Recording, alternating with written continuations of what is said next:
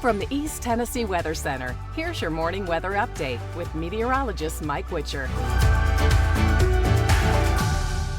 All right, getting us started here on this good old Tuesday morning. A nice, quiet, comfortable, but cool start to the day, so maybe a light jacket here this morning. We started that process yesterday. We had high temperatures in the low, mid, and upper 70s, even a few pockets of low to mid 80s around the area. But today and for the rest of the week, we're talking about some, well, even cooler weather that's going to continue to settle its way on in. First things first, let's talk about Hurricane Milton. It is a Category 4 hurricane right now. Winds at 155, gusting to 190. Moving just to the north of the Yucatan Peninsula, so places like Cancun are going to be inundated with that. But that storm system is still on track to be hitting western Florida. So here's the latest track from the National Hurricane Center. Could be ramped up back to a Category 5, then back down to a Category 4. Still projected to make landfall between a Category 2 and a Category 3. But the bullseye continues to be right around Tampa, Florida. That's going to be pushed back a little bit. We're talking about late Wednesday into early Tuesday morning, and then zipping its way back out into the Atlantic.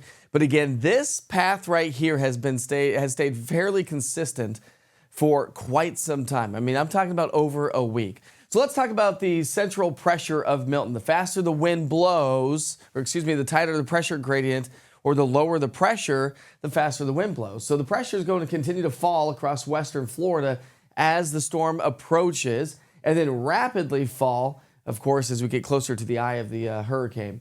So 956 millibars would indicate a Category 3. This is just one model, but this model has been pretty consistent. Some of the other models are a little bit lower, but again, the general idea is a strong Category 2 to a Category 3. All right, let's go and talk about our forecast here locally. A cool start to the day with tons of afternoon sunshine. A perfect fall week ahead of us this week. And then next week, even cooler. Probably the coolest weather of the season as we have another trough that's going to dig its way out into the area, and that is going to drop our temperatures. This morning, we started off with temps anywhere from 10 to 15 degrees cooler than what it was yesterday morning. So we're starting off in the 40s and 50s. While by lunchtime, a beautiful lunch hour to get outside and enjoy a nice patio. Listen, sunny and 66 is like perfect if you're in the direct sunlight. Forecast highs today. After dew points have fallen from the 60s down into the 40s, that's that dry air. So we'll top out in the low to mid, maybe a few pockets of upper 70s, which is going to make for an amazing evening tonight. If you're a runner, jogger, walker, either the early morning hours or the afternoon or early evening, I should say, are going to be the best times, maybe an after dinner walk here tonight.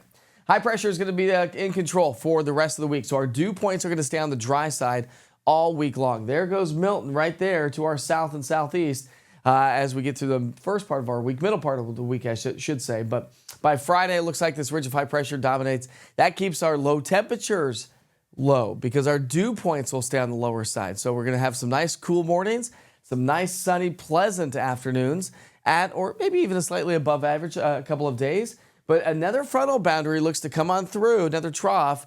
And that may spark off an isolated stray shower on Sunday. Not expecting much, but temperatures will fall into the 60s and 70s as we get into next week. That's that big pocket of cool air by the Climate Prediction Center. Then it moves its way on out, and maybe warmer weather starts to settle its way back in. So we'll keep you posted on that. Rain chances, no rain chances here over the next 7 days, really. We've added about a 10% for next Monday, but it looks to be pretty lackluster. So we're going to stay on the dry side, generally speaking, all the way through the latter part of the month.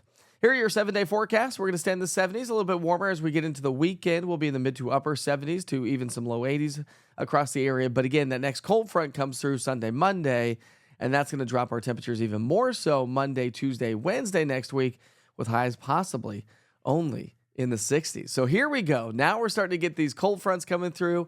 This is exactly how fall should start to feel like.